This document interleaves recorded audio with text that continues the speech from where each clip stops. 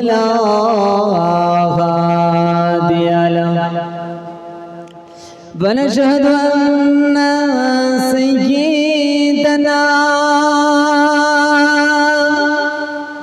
ومرشدنا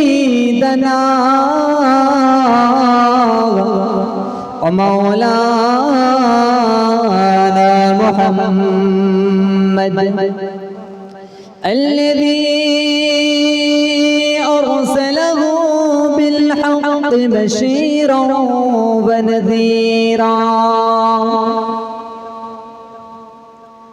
وداعيا إلى الله بإذنه وسراجا منيرا إن الله وملائكته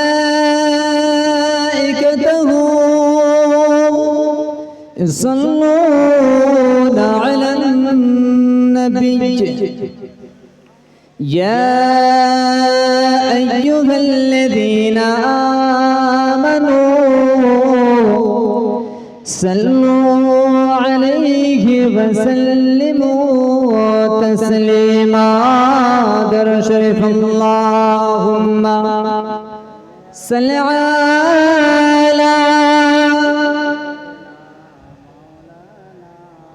وعلى آل سيدنا مولانا محمد أعوذ بالله من الشيطان الرجيم بسم الله الرحمن الرحيم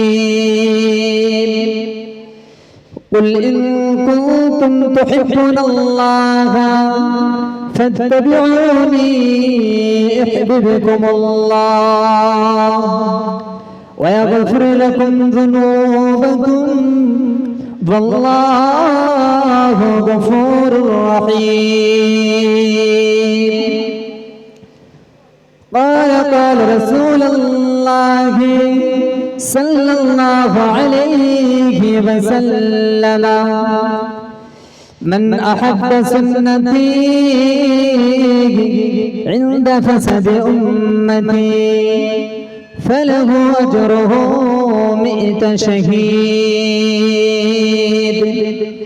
كما قال عليه الصلاة والسلام प्यारा हाज़िर मजलिस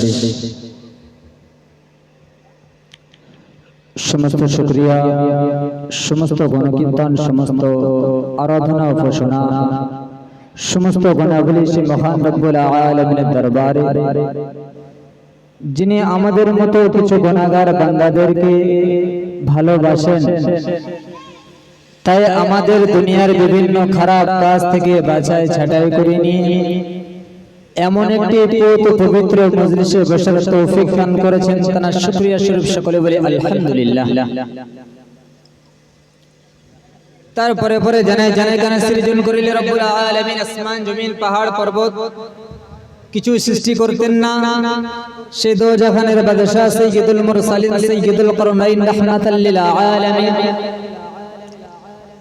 যিনি পুরো জীবনটা কাটিয়েছে উম্মত বলে আজ মদিনা সবুজ গম্বুজের নিচে উম্মতের জন্য কেঁদে কেঁদে যারা হয়ে যাচ্ছে সেই বিশ্বনবী দরবারে লক্ষ কোটি সালাম বর্ষিত সকলে বলি আল্লাহুম্মা আমিন সাল্লাল্লাহু আলাইহি ওয়াসাল্লাম ভাই আলোচনা লম্বা চওড়া নয় আমাদের আগত মেহমান তিনি রাস্তা রয়েছে 10 মিনিটের ভিতরে আশা করছি ঢুকে যাবেন তার আগে কিছু কথা আলোচনা করব আর আমার আমছড়া গ্রামবাসী ভাইদের কাছে আমার অনুরোধ মেহেরবানি করে একটু মজলিসে এসে বসে কেন না এই মজলিসে যত লোক বসে রয়েছে আমি দেখতে পাচ্ছি বেশিরভাগ লোক সীমান্তলা আমছড়ার লোক নবী দিবস দিচ্ছে মনে হচ্ছে ওই জন্য না শুনলে চলবে নাকি এরকম কোনো কথা আছে নবী দিবস দিলে কিন্তু এখানে বসতে হবে, আসতে হবে। যদি সত্যিই নবীকে ভালোবেসে থাকো তাহলে মজলিসে আসতে হবে, বসতে হবে। 1000 টাকা পকেট থেকে চাঁদা বার করে দিলে তার নাম নবী দিবস নয়, তার নাম নবীর ভালোবাসা নয়। যাই হোক, ওদিকে যাচ্ছি না। আমি ইতিপূর্বে পবিত্র কালামুল্লাহ শরীফের 6666টি আয়াতের মধ্যে ছোট ছোট আয়াত তেলাওয়াত করেছি। সাথে সাথে জনাব হযরত মুহাম্মদ রাসূলুল্লাহ সাল্লাল্লাহু আলাইহি সাল্লামের সোনার জবানে বর্ণিত লক্ষ লক্ষ হাদিসের মধ্যে ছোট ছোট হাদিসের নজরানা আপনাদের সম্মুখে তুলে ধরেছি। আল্লাহ চায় তো ইনশাআল্লাহ এর উপরে কিছু কথা আলোচনা করব। মূলত একটা কথা বলতেই হয়, না বললেই নাই। অনেকে আমরা যে ধারণাটা করে থাকি, প্রত্যেক আলেম স্টেজে ওঠার পরে সর্বপ্রথম যখন দরুদ শরীফ শুরু করে কি বলেন বলেন তো? ইন্নাল্লাহা ওয়া মালাইকাতাহু ইউসাল্লুনা আলান নবী ইয়া আইয়ুহাল্লাযীনা আমানু সাল্লু আলাইহি ওয়া সাল্লিমু তাসলিমা। আচ্ছা, এটা কি বলেন তো? এটা হাদিস না কোরআন? আপনাদের জানা আছে এটা হাদিস কি কোরআন? জানা নাই। এইটা পবিত্র কালামুল্লাহ শরীফের একটি আয়াত। বর্তমান সমাজে অনেক আলেম এমন উঠেছে যারা বলছে নবীর নামে দরুদ শরীফ পড়া যাবে না। ভয় শুরু করবো আল্লাহ থেকে, কোরআন মানবো আর সেই হাদিস মানবো। কিন্তু সেই হাদিস মানতে গেলে যে ইজমা আর কিয়াস লাগে, এই ধারণাটাই তার ভিতরে নাই। ভাই, কোন মানুষ যদি বলে আমি শুধু কোরআন মানবো, শুধু হাদিস আর কোরআন মানবো, আর কিছুই মানবো না, ও কোরআনটা শিখতে গেলে কি লাগবে? আমাদের সময় আমরা শিখেছি নুরানি কায়দা পড়ে। আলহামদুলিল্লাহ, সামনে এমন লোক অনেকেই বসে রয়েছেন যারা বগদাদি কায়দা পড়েছেন, ইয়াসিনুল কোরআন পড়েছেন। আচ্ছা, কোন আলেম যদি বলে এই চটি কিতাবটা কে লিখেছে, এই চটি কিতাবটা কোন হুজুরের হাত থেকে এসেছে, কোন সাহাবীর মত রয়েছে, এইটা যদি কোনো আলেম প্রশ্ন করে, আচ্ছা এর কি উত্তর পাওয়া যাবে? সহিহ হাদিস দিয়ে, সহিহ হাদিস আর কোরআন দিয়ে উত্তর পাওয়া যাবে? প্রশ্ন করলে নুরানি কায়দা কোন হাদিসে আছে পড়তে হবে? নুরানি কায়দা পড়তে হবে কোন হাদিসে আছে? জি, নুরানি কায়দা পড়তে হবে কোন হাদিসে রয়েছে। এটা যদি তুমি জানতে চাও, আগে তুমি বলো তুমি কোরআন শরীফটা কোন কিতাব দিয়ে পড়ে শিখেছো?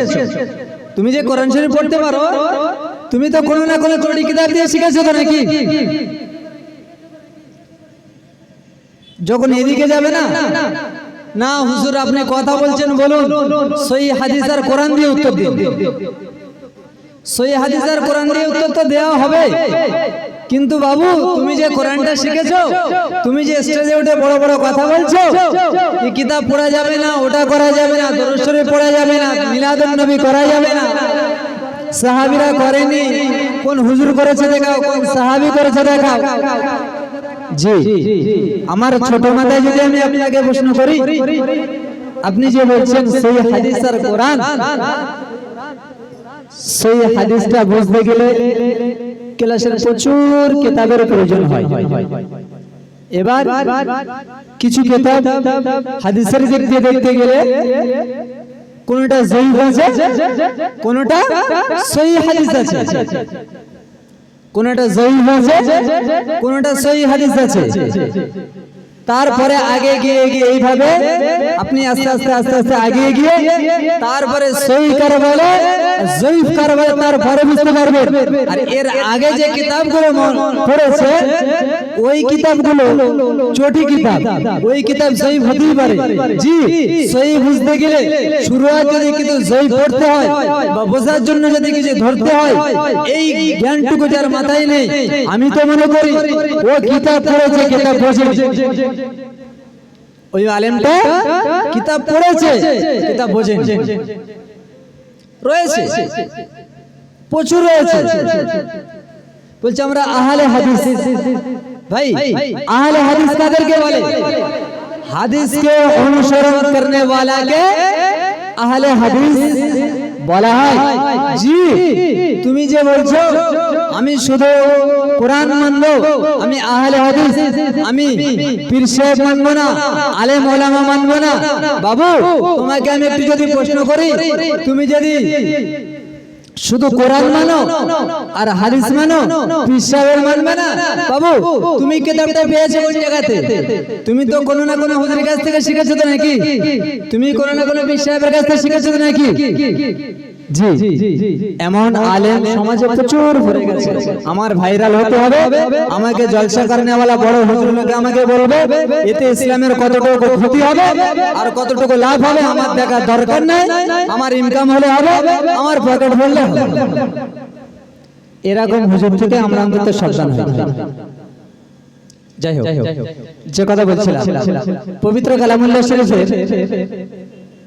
আল্লাহ রাব্বুল আলামিন বলেছেন, কুল ইন কুনতুম তুহিব্বুনাল্লাহা ফাত্তাবিউনি ইউহিব্বুকুমুল্লাহ। আল্লাহর নবীকে লক্ষ্য করে আল্লাহ রাব্বুল আলামিন বলছেন, আয় আমার হাবিব, আয় আমার দোস্ত, তুমি তোমার উম্মতদেরকে জানিয়ে দাও, কেউ যদি আমাকে ভালোবাসতে চায়, আমাকে মহব্বত করতে চায়, আমার কাছাকাছি হতে চায়, সে যেন সর্বপ্রথম তুমি নবী তোমাকে মেনে নেয়, সর্বপ্রথম তুমি নবী তোমাকে অনুসরণ করে। জোরে বলুন সুবহানাল্লাহ। তাহলে আল্লাহ রাব্বুল আলামিন তাকে পাওয়ার জন্য আগে কাকে পেতে বলছে? বিশ্বনবী জনাবে মুহাম্মদ রাসূলুল্লাহ। আর হযরত মুহাম্মদ রাসূলুল্লাহ সাল্লাল্লাহু আলাইহি ওয়াসাল্লাম কি বলছে? তোমরা যদি সঠিক রাস্তা পেতে চাও, সঠিক দিকটা নির্ণয় করতে চাও, সঠিক পথটা বেছে নিতে চাও, সঠিক আমলে আমলিয়াত হতে চাও, তোমরা আমার 10 জন সাহাবীর মধ্যে কোন একজন সাহাবীকে অনুসরণ করো, কোন একজন সাহাবীকে ফলো করো। এখন কিছু আলেম উঠে বলছে সাহাবীকে, সেও মানুষ আমিও মানুষ, সাহাবীটা কে? জি, মানুষ তো সবাই, মানুষ সবাই, কিন্তু ফেরা রয়েছে, প্রচুর ফেরা রয়েছে। ওই জন্য তুমি আলেম হয়েছে, কিতাব পড়ে তোমার কিতাব বোঝার সমর্থন জ্ঞান আল্লাহ রাব্বুল আলামিন জানি না কোন কারণে তোমার ভিতরে সম্ভবত দেয় না।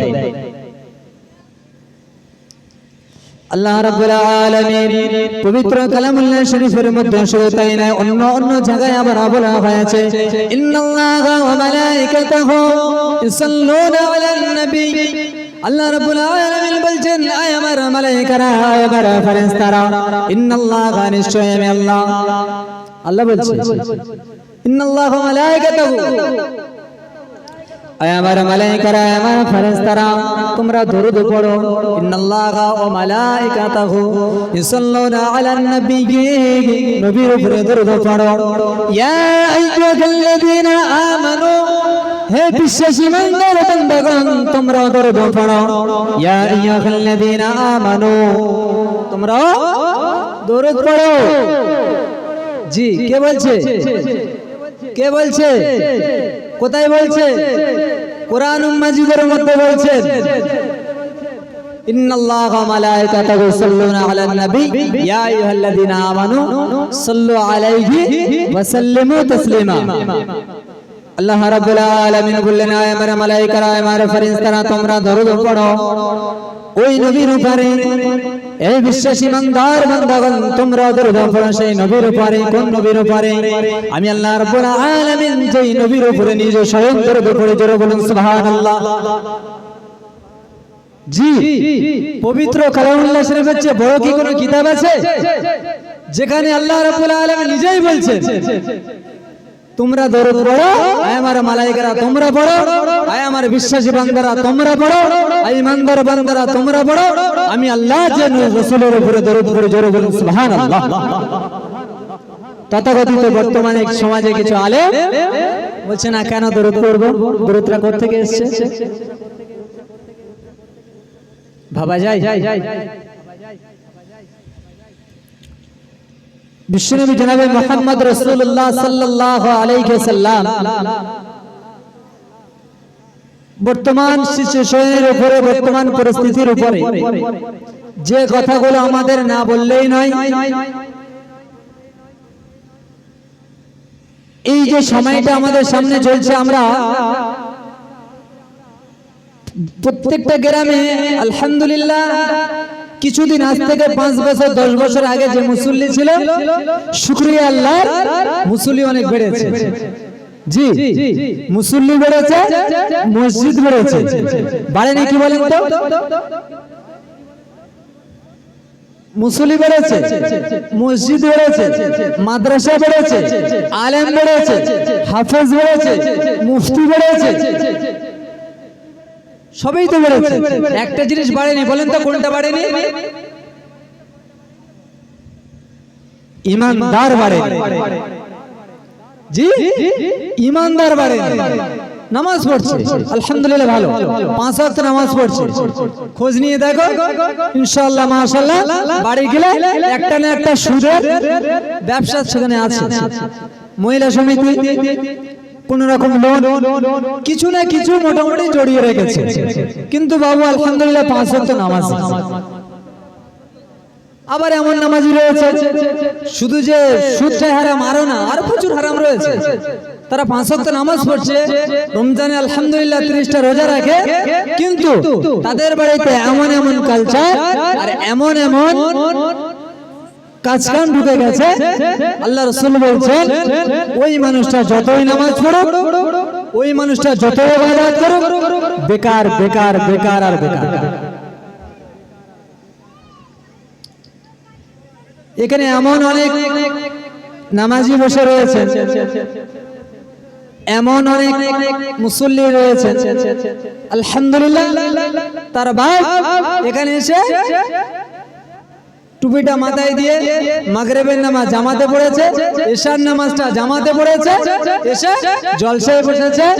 হুজুররা আসবে, উলামায়ে কেরামগণ আসবেন, মুফতিয়ানে কেরামগণ আসবেন, হাফেজে কেরামগণ আসবেন, আল্লাহ আল্লাহ রাসূলের কথা আলাপ আলোচনা হবে।